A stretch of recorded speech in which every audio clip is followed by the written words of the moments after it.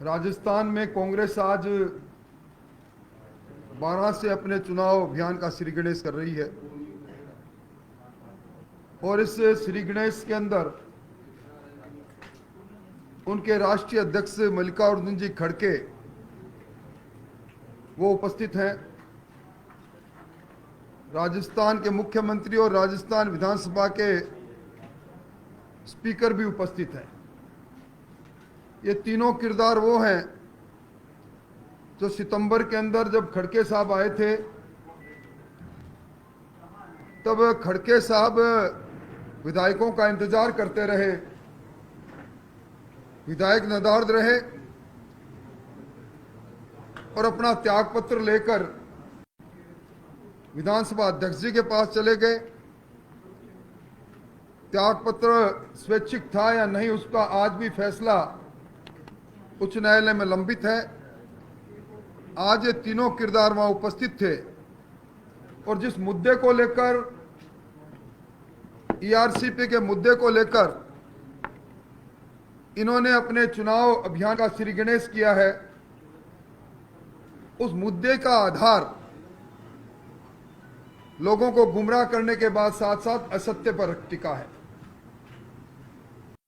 राज्यपाल का अभिभाषण सबसे संसदीय लोकतंत्र में सबसे पवित्र दस्तावेज के रूप में माना जाता है। इस बार जो 23 जनवरी 2023 को महामहिम राज्यपाल का अभिभाषण विधानसभा में पढ़ा गया, उसके पैरा 170 के अंदर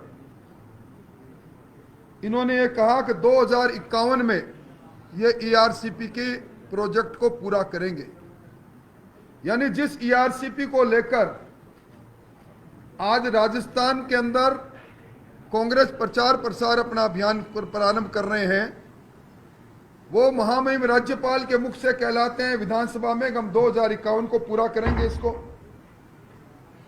और 2021-22 के बजट में इन्होंने कहा कि हम 37,000 करोड़ रुपए ईआरसीपी को बनाने में बजटीय प्रावधान किया है हमने। इनकी सरकार ईआरसीपी का मुद्दा 2019 से लेकर अब तक मुख्यमंत्री जी हर बजट में हर समय उठाते रहे। किसने मना किया इनको?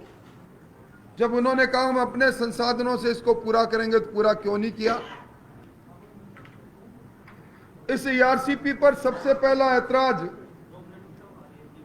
जिन मध्य प्रदेश के मुख्यमंत्री कमलनाथ जी ने किया वाटर इंडिपेंडेबिलिटी को लेकर, और मुख्यमंत्री जी कह रहे हैं 16 राष्ट्रीय परियोजना है।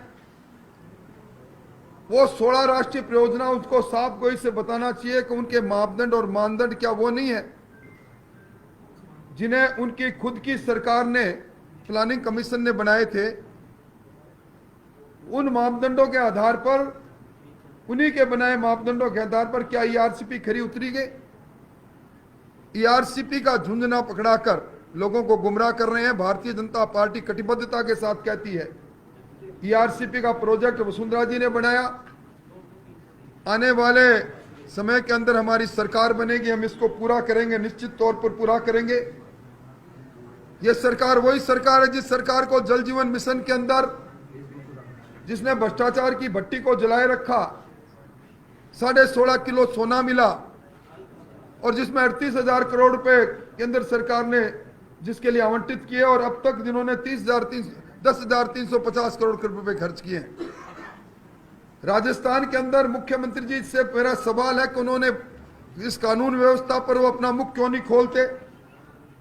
राजस्थान के अंदर अगर मैं बीते 7 दिन की बात करूं, राजस्थान के अंदर 21 हत्याएं और 34 बलात्कार हुए हैं। अगर मैं बीते 1 दिन की बात करूं, राजस्थान के अंदर जिस प्रकार का अपराध और अपराध घटित हुए हैं वो किसी से छुपे हुए नहीं। कुल मिलाकर राजस्थान के अंदर पिछले 24 घंटों में रामगढ़ में एक नौजवान को चाकुओं से कोदकर मार दिया गया। जयपुर के मानसरोवर में एक नौजवान की हत्या होती है, भीलवाड़ा के कोटड़ी में नरकंकाल मिलते हैं, भीलवाड़ा में इस होटल संचालक को पीट पीट कर मार देते हैं, दूदू के अंदर एक पीट पीट कर एक व्यक्ति की हत्या होती है, और विद्याधर नगर के अंदर राजधानी के अंदर गोल्डी बराड़ के नाम से रंगदारी मांगी जाती है।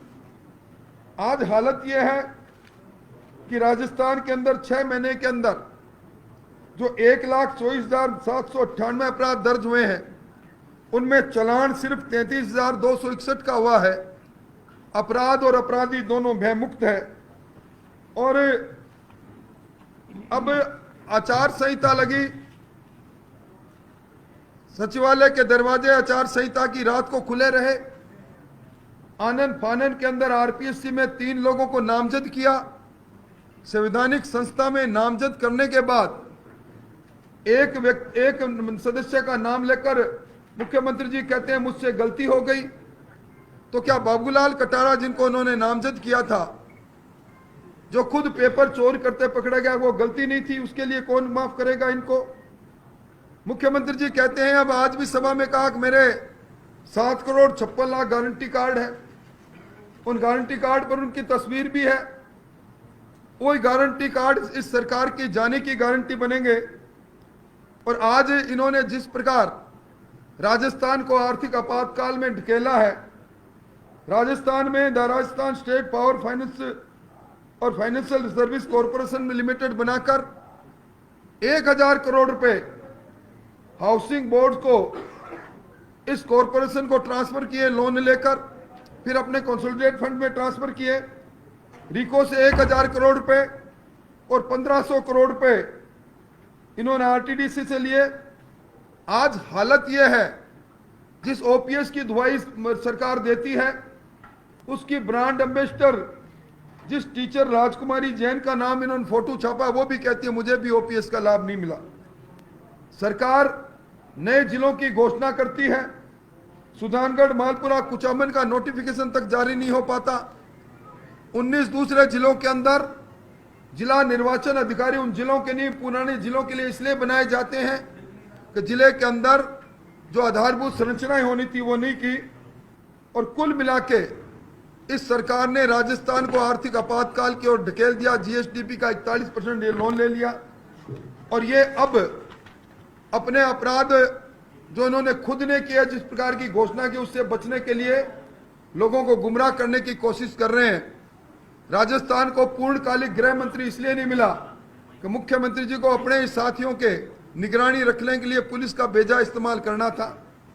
मोटे तौर पर मैं कह सकता हूं कि आज भी राजस्थान में अपराध और अपराधी दोनों बेकाबू है। और राजस्थान की सपनों की सौदागर सरकार सपने बेचने में लगी है। मुख्यमंत्री जी कहते हैं कि ये कुर्सी मुझे छोड़ती नहीं, और इनके राष्ट्रीय महासचिव कहते हैं कि हम बिना चेहरा इस बार चुनाव मैदान में हैं। ये सारे सवाल इस बात को सिद्ध करते हैं कि आपाधापी का वातावरण बना है और इस सरकार की विदाई का समय है। मैं आपके सामने सरकार ने जो अपने राज्यपाल के अभिभाषण में जो बोली, उसका दस्तावेज, और जो 21-22 में बजट में इन्होंने उस योजना को पूरा करने के लिए 37,000 करोड़ की घोषणा की, वो भी आपके सामने वितरित करूंगा। कुल मिला के इन 2 विषयों पर मुझे आपसे बात करनी थी।